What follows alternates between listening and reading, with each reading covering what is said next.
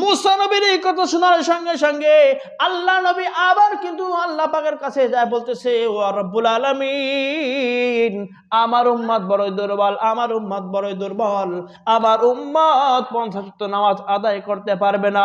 রব্বুল আলামিন এই 50 ওয়াক্ত নামাজ কমাইয়া আরো নিচের দিকে আছেন।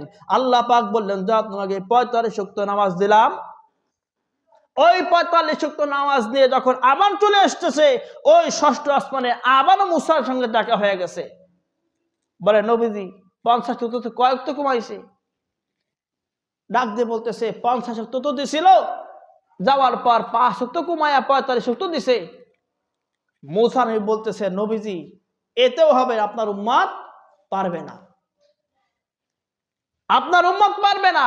আবার যান। এইভাবে যাইতে যাইতে যাইতে যাইতে 10 বার, এক রাত্রে 10 বার আমার আপনার নবী আল্লাহ পাকের সঙ্গে দেখা করছে। বলে সুবহানাল্লাহ।